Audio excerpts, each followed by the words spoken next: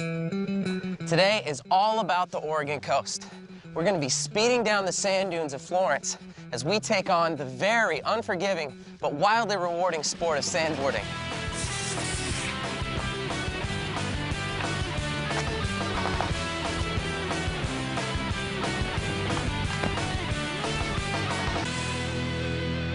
It's a signature extreme activity for this part of Oregon. And later, we're going to head north to Newport, where we're going to go on an aquatic adventure, a little bit of Oregon coast crabbing. This one has it in there. There's all kinds of crabs in there. It's a battle versus the sand and the sea right here on the Wildlife. This is single-handedly the most extreme thing I have ever done in my life. And this is the view from the top of Monkey Fish. The most prehistoric fish that we can even think of right now. There we go, it's done! That is one big Dungeness crab. All over the place. That's all I can do just to hang on. This is the Wildlife. The Wildlife is presented by Next Adventure. Sandmaster Park is one of the most popular sandboarding sites in the entire world. Florence's dune-filled paradise was the creation of Lon Beale. Why here? Why Florence? Well, we were doing exhibitions and tours on dunes all over the U.S. and down into Mexico. We were looking for the best sand. We were looking for sand that we could purchase. Most of the dunes here in the U.S., of course, are public land. Yeah. So that's a no-no, hands off. But these dunes here, 40 acres behind us, are privately owned. So we bought them, and we've been here ever since. The sport of sandboarding gives thrill seekers a slide and glide feeling as they fly down the dunes at full speed. Popular all over the world, sandboarding is showcased on the sands of the Oregon coast. This extreme activity has drawn me to take on the area's signature attraction. Well, these are the sand dunes of Oregon. This is 100% homegrown turf. This is one of the top sandboarding areas in the world. There's all kinds of different sand that make for good terrain to sand on, to board on. This is a really fine sand, so you can get a lot of good speed. You have to wax your board after and before every run, because as you're going down, the sand buffs all the wax right off your board, and it creates a lot of friction. So you always get your little chalk block, your wax block. You just run it down your board, get it nice and layered on there, going with the grain. Once it's nice and waxed up, you flip it over, buff out the wax a little bit. As you can see, the board's already just gliding smoother over the sand. And we're ready to go. To be successful on the sand, I need to get comfortable with my board. And try and ride the box down here. The idea is just to go straight, grind right off of it, and land without killing myself. Sounds pretty easy, right? Let's see what happens.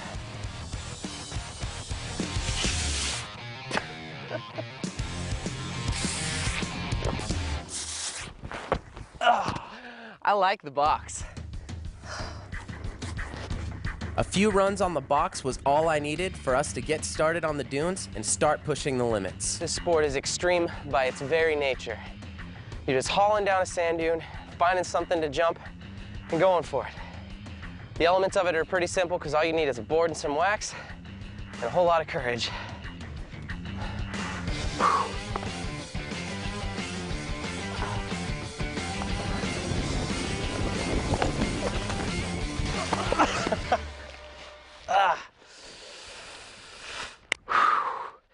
Just gotta relax.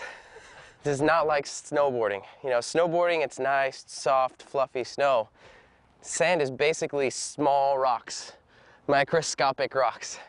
When you hit it hard enough, it can really start to hurt. And catch, find the downhill slope and just get some courage.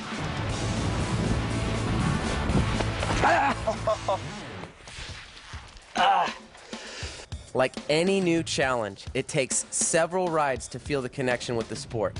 Patience and persistence are definitely needed.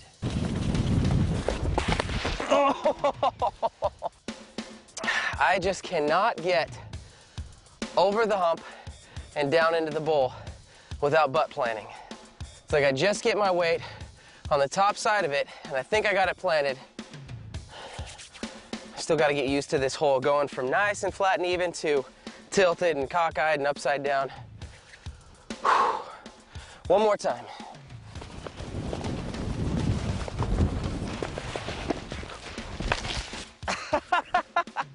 So much closer. Ah. Coming up on the wildlife. It's time to pull out the big guns. Now it's time to put in a big jump right in the middle of the dune.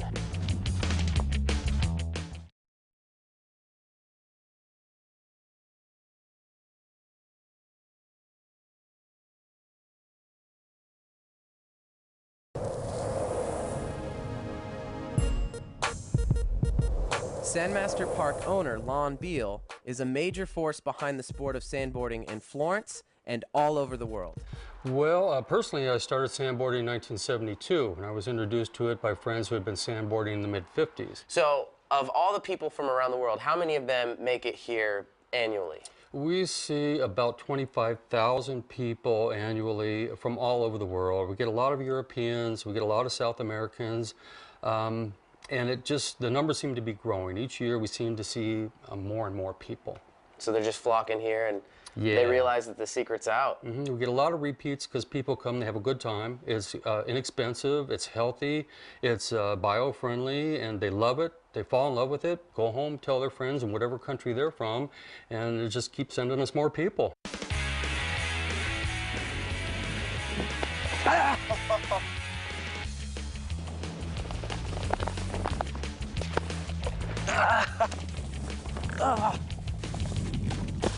I think we're getting better at this.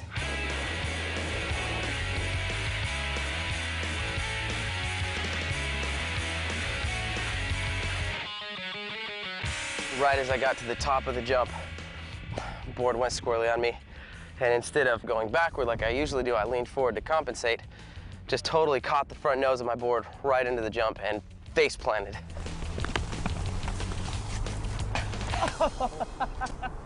That one hurt quite a bit.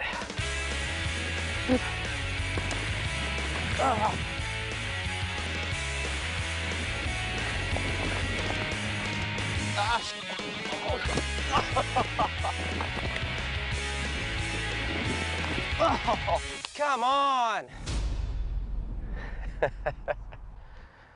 It's time to pull out the big guns. Tried a bunch of little jumps at the end of the dunes. Now it's time to put in a big jump right in the middle of the dune. These ones can hurt if you land them wrong. Okay. Here we go.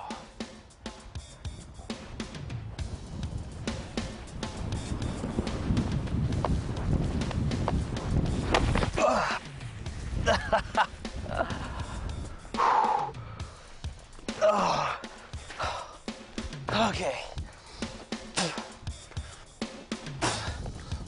I think it's safe to say I panicked a little bit.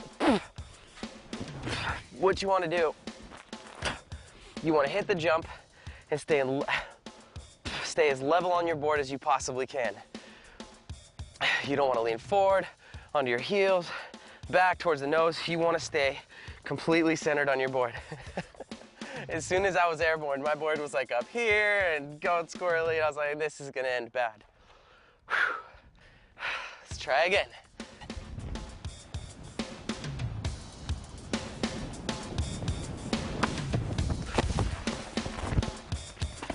I landed it! I fear no sand dune. I fear no jump.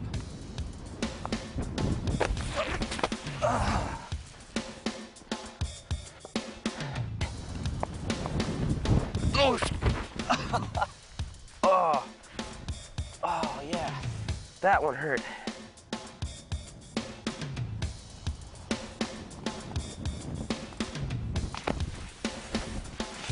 Oh, woo! That's how it's done. So close. Apparently, if you sink down a little bit right after the jump, you absorb a little bit of the blow. And you're not like a stick figure on the water, you know? You just land, absorb, got a little bit squirrely, spun a little bit. I consider that a win. That's a win. Whew. And now I'm hooked on a new sport, sandboarding. Coming up on The Wildlife. All right. All too small. Throw it back in. I am not going home empty-handed. Look at the size of him. I almost don't even want to measure.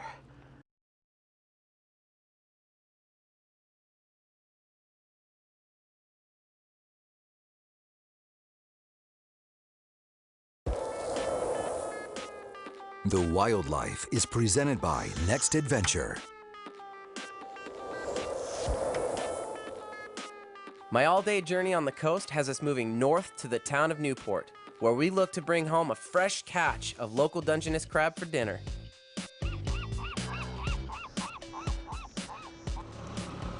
Well, we've made our transition from the sand dunes of Florence, and we are now in Yaquina Bay, Newport, the Dungeness crab capital of the world. And I'm here to try my hand and see how many crabs we can get in our pots. So I've got my bait, I've got my boat, and I'm ready to go. Crabbing is a great aquatic challenge. It takes a bit of luck, a bit of know-how, and a lot of patience with the sea. All right, this is your average, everyday crab pot.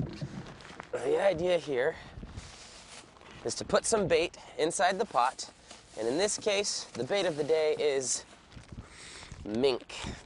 Ooh, and that just smells tasty. Yeah. And I am going to strap it to the bottom of the crab pot. Mink is good stuff to use when you're baiting a crab pot because the seals aren't particularly fond of it. So what we're gonna do is drop this down in the water. The crabs are gonna smell the nice stinky meat as it's sitting on the bottom. This is the basic mechanism. So we're gonna lower it down to the bottom, and as soon as it hits the bottom, it flattens out. And the crabs come crawling around and they smell this bait over here and they crawl up and they just start eating on it. When we come back, we're gonna pull on the rope and trap the crabs. At least that's the theory. We'll let that sit for about 10 minutes, let them crawl in there and start feasting on it, and then we'll come back and feast on them. With one crab ring soaking, we look to drop our second away from the competition. Oregon is known for its Dungeness crab. This place is just hopping. Last year, commercially, they caught over 23 million pounds of Dungeness crab just along the Oregon coastline. And in this bay, they caught almost 6.8 million pounds of Dungeness crab. That's a lot of meat. All right, let's see if we can get some of that right now.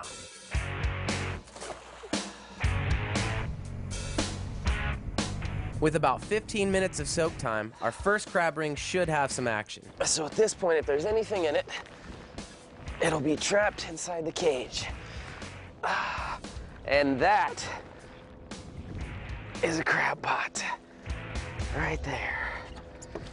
Oh yeah. So these are your Dungeness, and this is a red rock, right here. Not really out here for red rocks, so we're gonna throw him back. We're gonna take our scale and measure them. As you can see, some of these guys, that's a male. It's got a nice narrow point, finger point right across the stomach. So this is a male, this is a female. Nice long slender point, really wide point. And this is the big daddy in the pot. Let's see if this guy is legal. I wanna hold back, way back behind these pinchers because they can only reach back so far. And you can take your measuring device. So this would be legal. Unfortunately, it's a female, so we gotta throw her back. So we'll try again.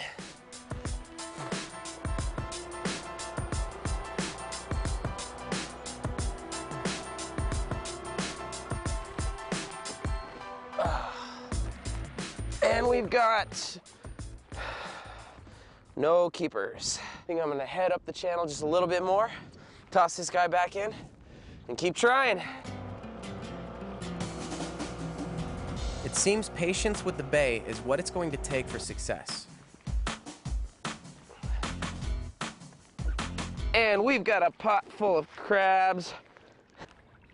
Oh, some of these might just be big enough. No, so close. And we've got crabs, all too small. Throw it back in. All right. Oh, so many crabs in this little pot. I'm pretty sure that I mentioned they caught over 6 million pounds of crab in this bay. 6.8 million pounds. Million pounds. I'm just going to have to keep dropping and soaking my pots until we get dinner. Coming up on The Wildlife. This one has it in there. There's all kinds of crabs in there.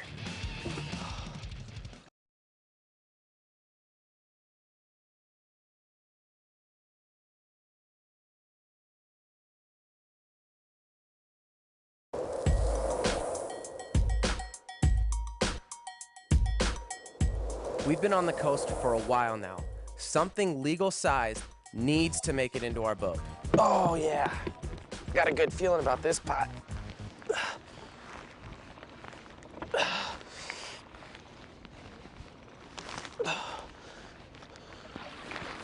Oh, let's see what's in here.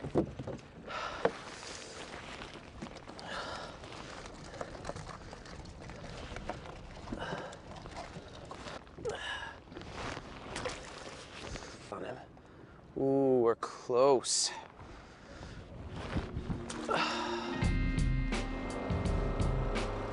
I can't say that I've been unsuccessful because I've caught loads of crabs. The problem is I have not caught any that are legal. So all I need is one because I am not going home empty-handed. And this is the last pot of the day. All right. This one has it in there.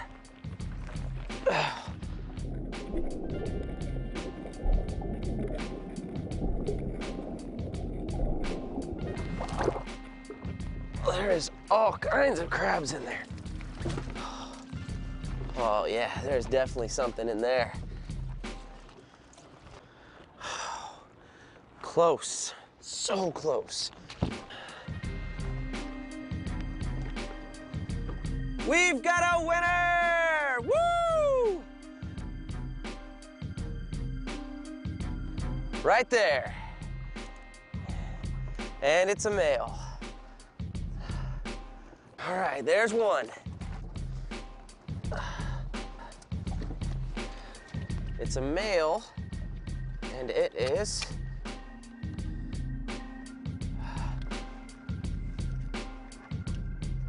another keeper! So my crab dinner is starting to look pretty good. Oh yeah, look at the size of him. I almost don't even want to measure. Oh, he is way within limit. Look at the size of him.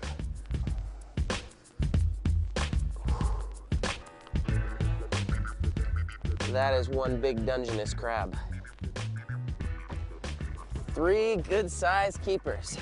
We had to go through hundreds of these little guys to get to them. Oh, and they are fighters. Sometimes you just gotta be persistent, you know? Keep going back for more. This last pot, we really got into them. And now, it's time to head back and enjoy the fruits of our labor, or the crabs of our labor, because these guys are gonna taste good. Oh, look at that.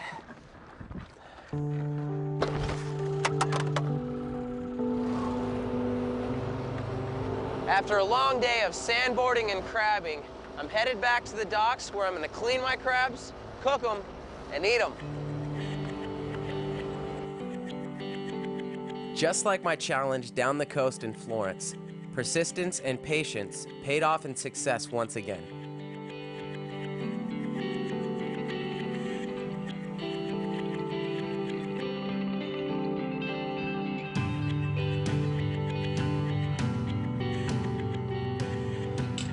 Our 20 minutes are over. Our crab is cooked. And there he is. All we gotta do now is clean them. So we're gonna take this right here, pull it back. That gets thrown away. You're gonna reach up underneath the shell in the front, and you can pull the whole top shell right off. Hopefully that doesn't gross you out.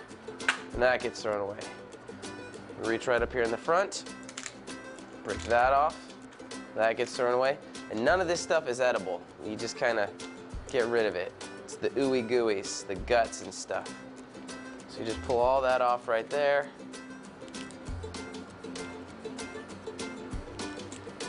You want to clean this stuff out of there.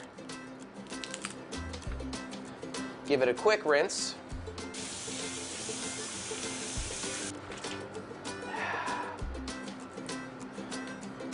Oh yeah.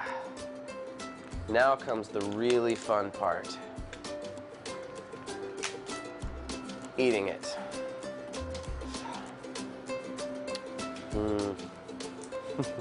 I love crab. Woo! Hey there, grandfather. It's me. Well, what can I say? It was a full day of adventure.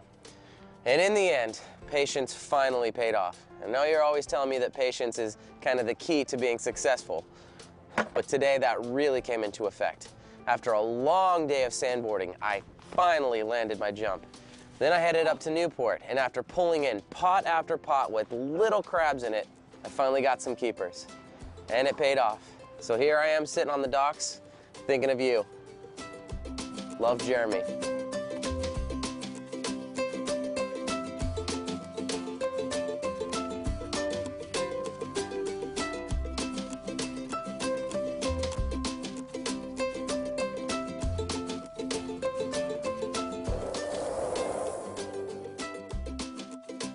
The Wildlife is presented by Next Adventure.